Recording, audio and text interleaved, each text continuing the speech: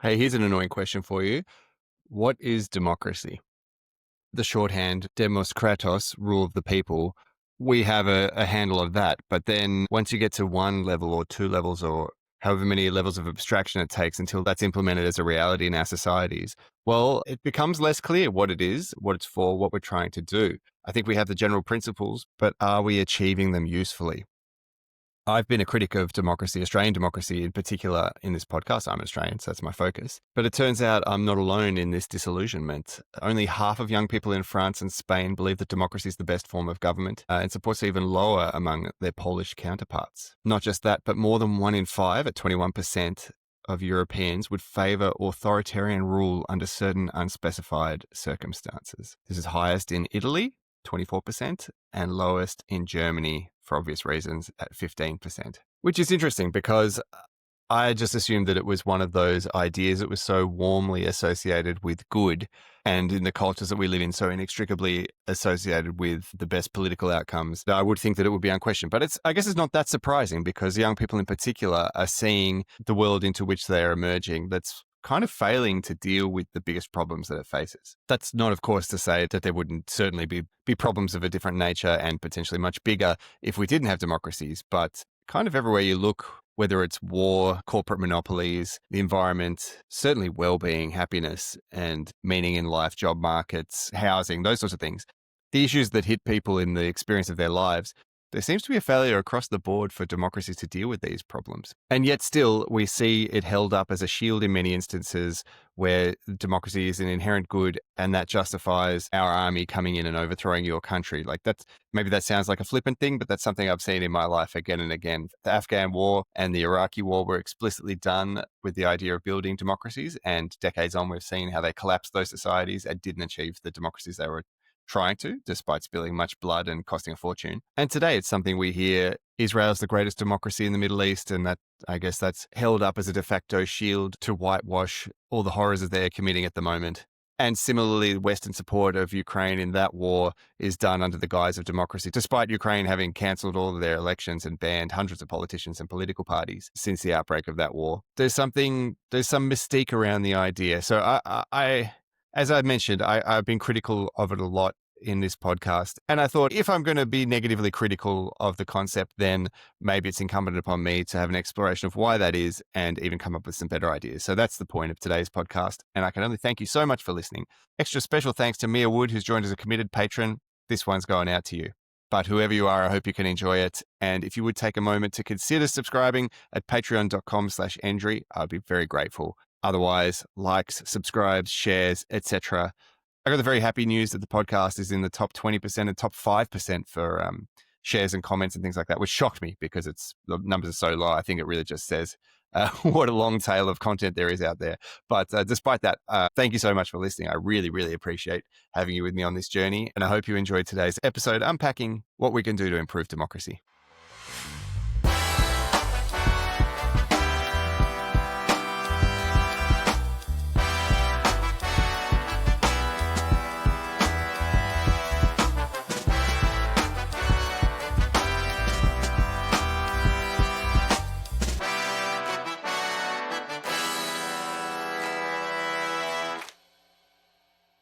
Wherever you're listening from in the world, I invite you to take a moment to reflect upon whether or not you feel like you're in a democracy. Not whether your country is described as a democracy or not whether you get to vote, but do you feel that you as a person and your perspectives, interests, and will are reflected in the political machinations of your society?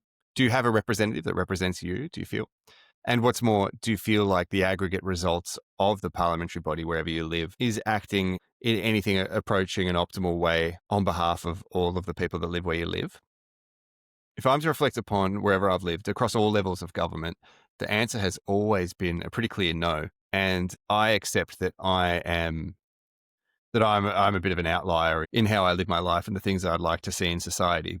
But I also don't think that the governing that I've lived under has passed the pub test, I guess, of whether it represents what general attitudes people hold on things. Now, that in itself can be explained in any number of ways. It's very hard to get a good representation. It's very hard to get good information flows. It's not necessarily an ideal thing to one-to-one represent what people say that they want at particular times in building the best society. But I think one of the real tells is I also haven't really seen any systemic improvements in the time that I've been alive in these societies. There have been some small things around the edges. In the ACT where I live, they started trialing citizens' juries on certain topics, but this was on fringe matters like compulsory third-party insurance for drivers.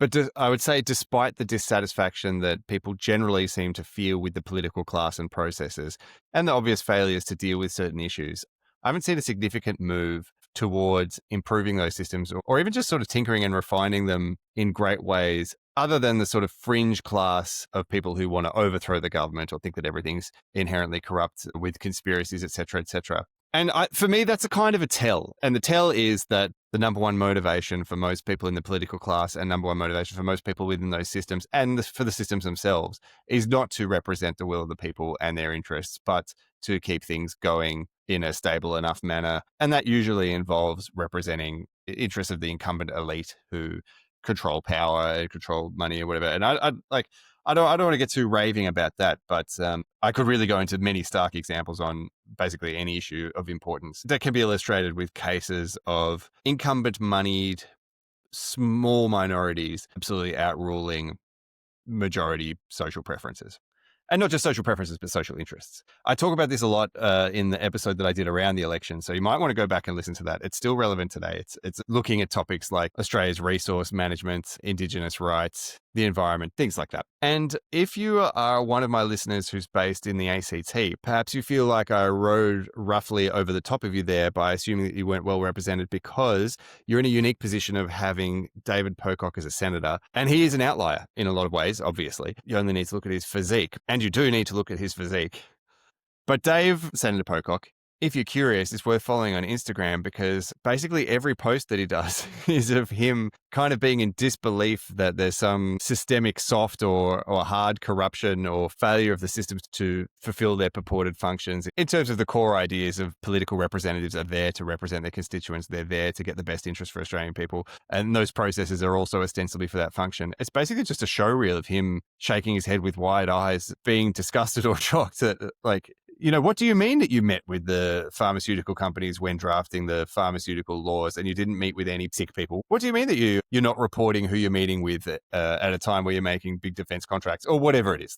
I think that tension and the artifacts that it produces of press releases and policy and campaigning or whatever from Senator Pocock is a really interesting intersection between somebody who's gone into the space earnestly wanting to achieve something and the real world friction and disappointment that aiming for those outcomes inevitably leads to. Because the problems are not simply defined and universally discussed in the discourse. I think it's pretty common to find a sense that people will be disgruntled with politics and think that they're all narcissists and they're all just there for big money and that sort of stuff. But I think it would be nice if there was a broader contention with what the mechanical makeup of these environments is that incentivizes that and punishes those of us who would like to be like Dave and go in and represent some citizens' interests, but don't have the constitution for the inevitable conflict and I guess inertia that you come up against. So I'm going to list some of the problems and explore them. And then on the other side, go through some solutions, many of which are radical. But I guess you kind of have to be radical because you've got radical problems. And while some of them are ones that I would stand at a picket and fight for, this is mostly just an exploration of ideas so that you can bounce off with your own and imagine what a better world might look like. So I guess the first obvious one that's a feature of parliaments everywhere is because you can't just replace representatives constantly, they are in there for fixed terms. And the length and nature of those terms very strongly determines the nature of what people will seek to do or what they can do. It's often lamented that because everyone in Parliament is there guaranteed only for a short period of time, there's no incentive for them to take ownership over big problems. And that's absolutely the case. You can see that with the big sweeping things that happen over time, like environmental degradation or infrastructure collapse, which not only is there low incentive for people in a Parliament of any given day to take ownership of now, but it's even worse because if they require significant investments to overcome as problems, they won't necessarily be around to reap the social plaudits, or they might not be around to see through the project or whatever it is. I don't want to poison code it too much because that's why you have bureaucracies and things like that to offset that so they can take ownership of big problems over time. But, where you give attention and funding obviously has a big impact on which problems are solved and which aren't. And many of the problems where we have handed over jurisdiction to the government in our society for certain things, there's kind of no reason for them to seriously care about them. And they may be the biggest problems that you face at a given time. On the other hand, in the other direction, the length of a term that a politician gets being fixed is really only connected to whether or not they were elected. Other than oaths, which could be meaningless, or job description, there's not really anything that requires a parliamentarian to actively represent and work hard for their constituents. Which is really funny because if you got a job at McDonald's and 2 weeks in you started slacking off, you're gone. You're not there for 3 years.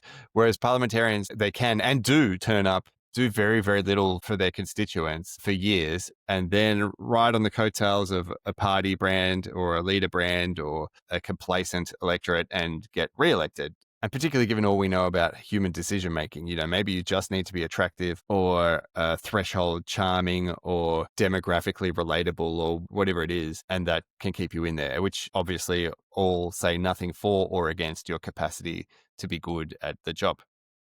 And what's more, given that the only skill that you need to be a politician is to get elected, that's the only skill set, it attracts people who are good at that and repels people who are not good at that when that skill set not only may, but probably has absolutely nothing to do with your capacity to do a good job representing people.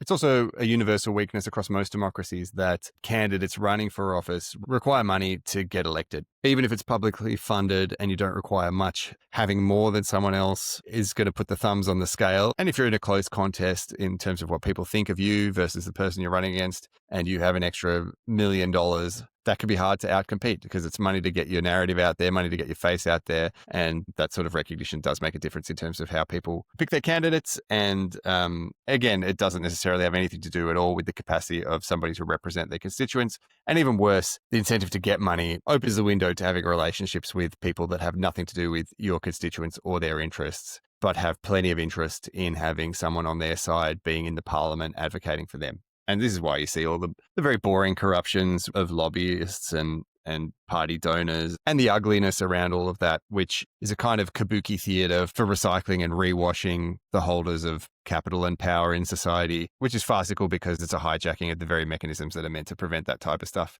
from happening. And another issue with the terms is that there's no requirement for you to follow through on the commitments that you make in order to get elected once in office. And it's very common. It's very common to see this everywhere. I think most people don't know this, but Volodymyr Zelensky was elected on a popular wave with 73% or something very strong like that. He campaigned on restoring the rights of Russian speakers, speaking with the authorities in the Donbass to end the war, implementing the Minsk peace agreement, and just generally making peace with Russia. And one of his other major policies was ending graft and corruption. Fast forward a little bit, and in office, he issued a decree banning dialogue with the Russians, which hasn't been repealed. It's currently illegal for the Ukrainians to negotiate with the Russians to end the war. And as for all the corruption, that stuff's starting to emerge. But not wanting to pick on someone while they're down, you could pick on probably any politician. The German Chancellor Merz, he was elected on a platform of reducing tax and protecting the German handbrake. But once in office, immediately got rid of the dead handbrake. And they're looking at generational borrowing to purchase weapons.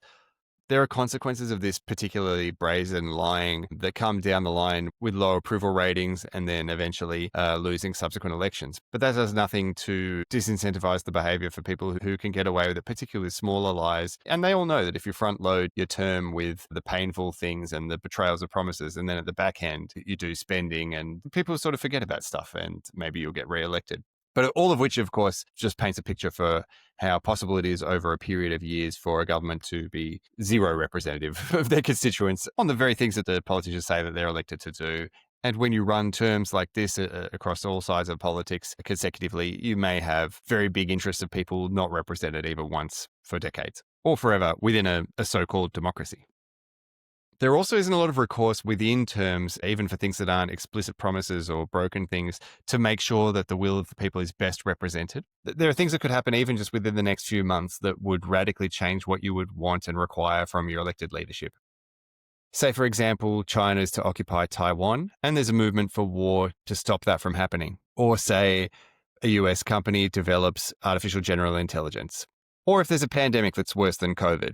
Any of these things are not impossible to happen. And at some point, things like that are guaranteed to happen across an arc of time. And all of those things require instant decisions from a government, the consequences of which would be significant for society. But also, in none of those situations would we be likely to see outreach to the public to get buy-in on what those decisions might be, when it is ultimately the public that pays the consequences of whatever it is happens. If there's conscription for a war, which I'm ongoingly cold on for obvious reasons, it's not Anthony Albanese that's going to be over there storming the beaches of Taiwan in cargo pants. It's going to be the guys that you play football with. And we have the mechanisms to ask people very quickly on whether or not they want to do things and to gauge the mood for things, but it's very rarely exercised and almost never where it needs to be exercised most. So that's a sense of some of the problems. There are more that you could name, but I try to keep these episodes under 5 hours where possible. And I want to pivot towards looking at some of the solutions. Now, I'm going to start with one that's maybe the most controversial just to keep you listening so you don't fall asleep. But I think that there's a good case to be made for true universal suffrage. You maybe think that we already have universal suffrage. Of course, everyone gets a vote. Well, it's absolutely not the case. Everyone gets a vote if they're over 18 and they haven't been in prison for over 5 years and they're mentally sound. I think those are the conditions, something like that.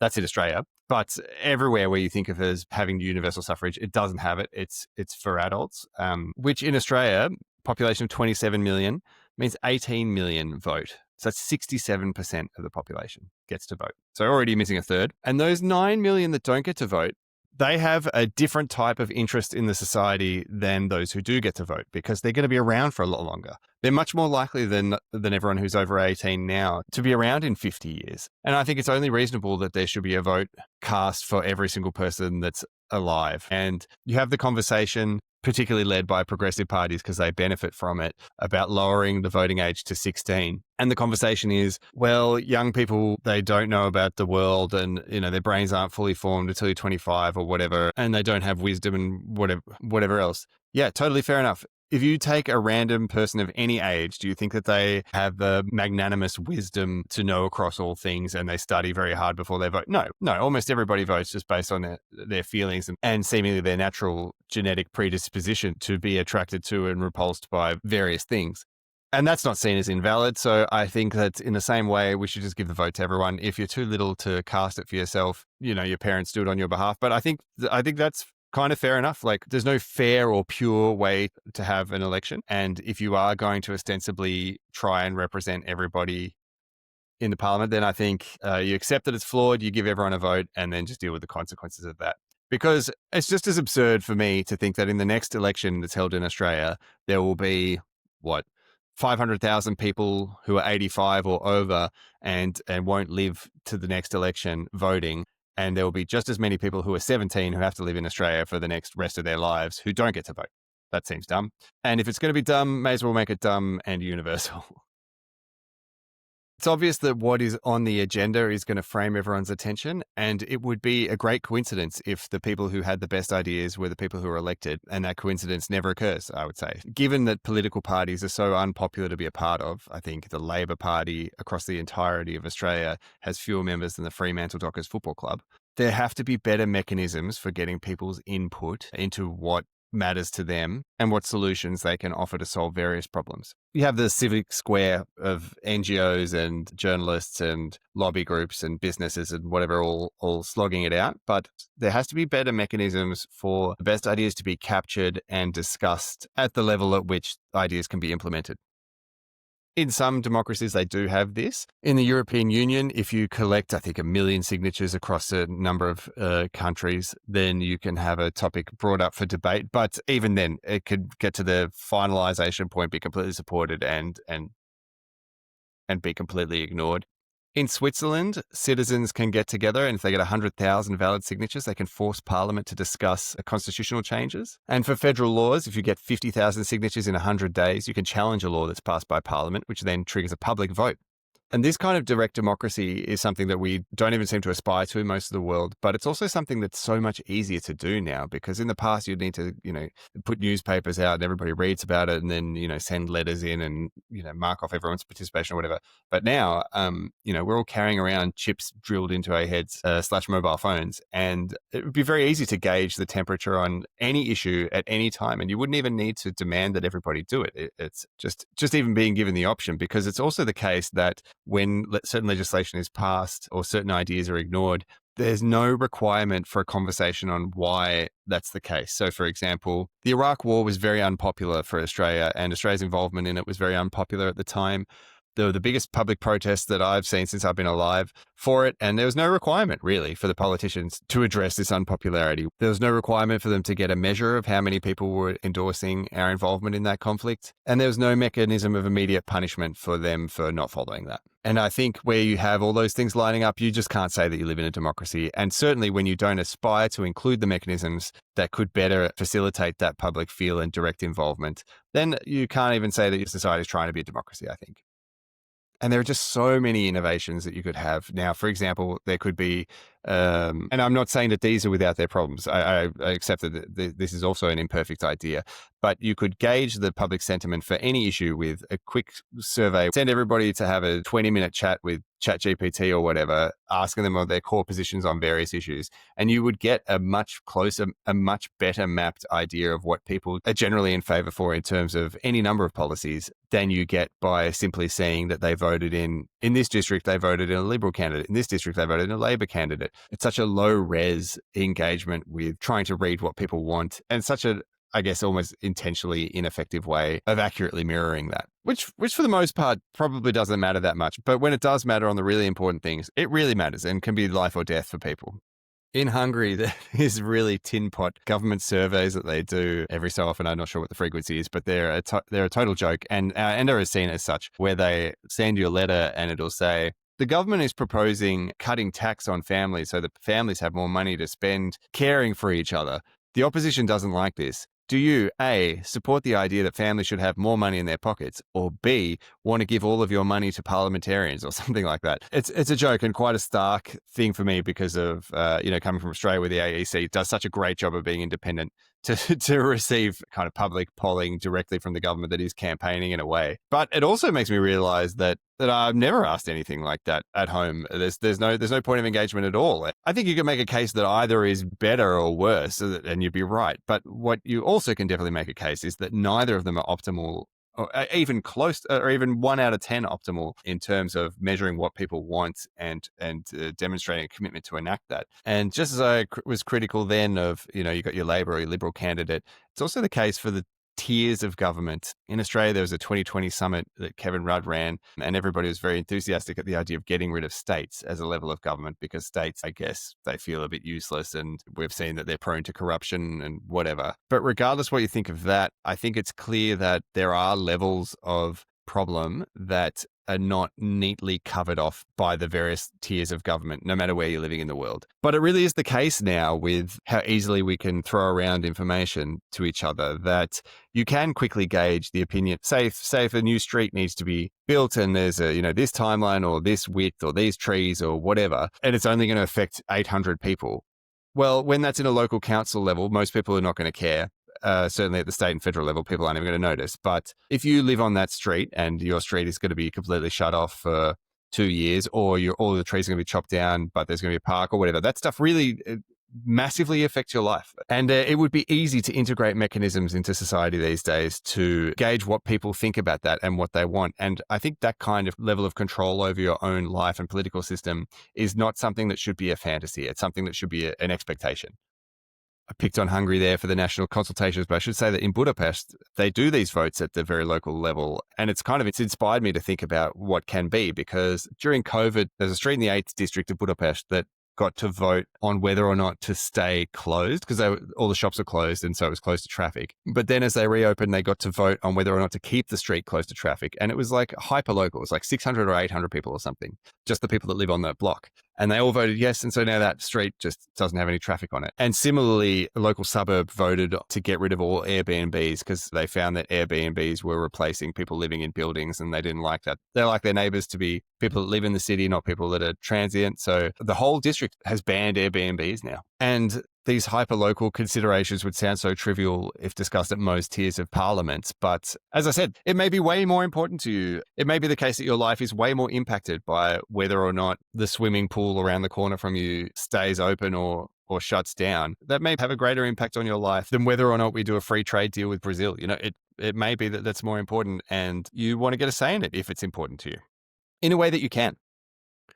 There are also great ways, I think, to offset some of the traps in how we get swayed in who we vote for. I alluded to them earlier, but familiarity, attractiveness, race, gender, age, sexuality, all of these things can significantly impact how we think about candidates. And in some instances, they are useful overlaps because we do like to know that there's a spread of types of people in our parliaments. But at the same time, those small features of an individual, particularly if they're about being attractive or famous, have very little to do with almost everything that they'd be voting on, but can be the margins that determine victory. I mean, I think it's pretty telling that of all of Australia's multicultural tapestry, Albanese was the first person to go to a federal election with a non-Anglo surname. And those sorts of things probably are just robbing us of getting the best people and the best ideas in there. So you could anonymize those things. You could just have candidate 1, candidate 2, candidate 3, and you look at their policies and positions on things and choose to vote for them.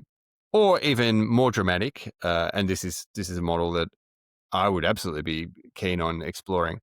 Just have random citizens, have citizens juries of everything. Have the guidance of the bureaucracy that exists anyway, and remove it from the people who are attracted to it. Because that's another problem that I didn't mention, or at least I only alluded to it. But politics is mostly appealing to the people that you don't want to be doing it. You take a lot of hits. It's a negative thing. You don't necessarily make much money. Your life's poured over. You're in a conflict environment. But you do get power and you do get notoriety, and those things are very important to a small subset of people who pursue it at a disproportionate rate. And that you don't necessarily want that small subset of people making all the decisions about your society. So there's just a few quick ideas. It's not exhaustive because, as I said, these episodes can't go forever, but just a starting pitch of some very simple ideas that I guess some of them sound radical because they require very different shaped parliaments and very different shaped voting and very different shaped democracies. But I think they would offset a lot of the worst features of our current democracies. There are some smaller ones we could implement in the meantime, like if you serve in a portfolio that regulates anything, you can never again for the rest of your life work in that industry, or nor can anyone in your family, because the rotisserie chicken of parliamentarians making all the decisions around how we regulate broadband. And then what do the second they retire? They get a $2 million a year board position agitating for a broadband company or whatever. It's a universal phenomenon, but particularly nefarious participants are the resource extraction industries. You can see the big circle jerks that are going on there, and they are not pretty like most circle jerks. So I think introducing strong prison terms for that stuff might offset it a bit, and doing all you can to get money out of politics generally. It's messy because it requires money and public funding. It comes with its issues as well, but I think it's clearly the case that we could be doing more to disconnect. Like there's no real reason that a tobacco company needs to be giving hundreds of thousands of dollars to a political party in a given year. I think we can all see what's happening there. It's not just because they're good citizens and they value political processes. There's implicit thumbs on the scales with this stuff, and sometimes explicit, particularly with Sam Dastiari, or for my Hungarian listeners, Antal Rogan. And yes, that's another reason why I like the citizens' juries, because if people are becoming fabulously rich off of politics, it incentivizes the worst people to go into it. And I think that's something that you see happen a lot. Now, don't just celebrate me as having solved democracy just because I have. There are still some big considerations, like how much do you actually want democracy? And that's a question that I'm afraid of exploring because the answer is messy. I don't think most of us want pure democracy as much as we might revere the concept. I think you see instances historically where, do we want societies where 80% of people can vote for the liquidation of 20% of people? Probably not, but you have seen that and you can see that. Do you want a situation where you've got the mob rule where 99% of people who know nothing about something and 1% of people who know everything about it and they conflict, the 1% don't get a look in? No. I mean, that's why we have representative democracy at all, but I think that's failed. I think that's failing to allay that particular problem effectively. And the more you look at it, I think the more I can sympathize with those Europeans that I mentioned at the very top who were surveyed, where 50% of them were not believing that democracy was the best system for them. I think it's not because there are great alternatives that people have on the table. There's that famous, annoying Winston Churchill quote that democracy is the worst system of government, except for all the other ones. God, I hate pithy quotes. And I dish them out all the time in the podcast. So, maybe I hate myself. Let's not interrogate that. But there's some merit. There's merit to the statement in that it's clear that democracy isn't working in many important spheres of society. But what are the alternatives that you would propose? Well, I just proposed a bunch. I think inevitably it's an ugly game. the collective making decisions, regardless of how autocratically or plutocratically it occurs. You have a messy situation that involves and demands compromises. But I think it's important that there are more mechanisms to try to improve the rules and the terms of how we frame the overall position and where we make those compromises. And I guess to end, I'm going to give two stark examples from the two societies that I know the best. Australia and Hungary. So in Hungary, they made a catastrophic decision after the fall of communism for their new government to have a system where they could change the constitution with a 2/3 vote of parliament. So they needed to do that because it's a new system and it needs to be flexible and adaptive as they figure out what the levels of things are. But there was a huge sweeping corruption that basically obliterated the left of the country. And ever since, it meant that Fidesz, the right-wing party, under Viktor Orban, they were able to instantly change the constitution to do what all politicians do, which is to entrench their power and to have more say because they've got a mandate. They can do whatever they want. And at the other end of the scale in Australia, it's so difficult to change the constitution that it barely ever gets done. And including in very many what might otherwise be seen as common sense matters, once they're brought up to the level of national debate and contest, they inevitably fall to culture wars. And by the virtue of things being discussed means that you can't change it. So they're two opposite ends of the same problem. But I think that those problems, both of those systems, are sort of small potatoes compared to what we will need to do to have optimal societies to navigate the problems of the present. Because as I said and keep saying, it's a very dynamic time and the problems are huge. And if you're readers of Nassim Nicholas Taleb and the concept of anti-fragility, I think that we have quite fragile systems and they don't have the capacity to grow stronger through uncertainty in the way that they will need to best survive all the ugliness that the future may throw at us. I don't want to get too lost in the detail, but I think you can see in the issues that are being faced in America and Europe and the UK at the moment. Australia seems to be more stable, but Europe and the US and the UK in particular do look like they're struggling to deal with the problems that they have in front of them, and they're struggling to represent people's interests. And when you have that, you get that disillusion in the system and growing yearning for autocracy and eventually potentially need for, depending on how dire various situations get. I was critical of Zelensky earlier for not having elections, but I can see why he wouldn't do them in a wartime. It's not so easy. You need to have, in a crisis situation, you need to be able to make decisions smoothly. I think they've gone way too far and that whole place is a disaster, but that's the topic of another day. It would be wrong of me to talk about democracy and not to give you the chance to respond. So head on over to Instagram, Chris Andrew Podcast. Let me know what you think if you've got any dramatic thoughts. Somebody just sent me recently a string of angry emojis. So I got the mood, I got the sentiment, but I don't know what they were angry about. If it's you listening, please attach some words to that comment because I'd love to hear what you think. And if you're extra interested, you can vote in the topics that we do here on the podcast. Head on over to patreon.com/Endry. There is a free tier. You don't even need to pay to get involved in voting for those. But if you do, I'm extremely grateful. And so thank you so much again to all of you for listening, and especially my Patreon patrons. I hope that all of you out there are having a great democratic day, and I look forward to speaking with you again soon.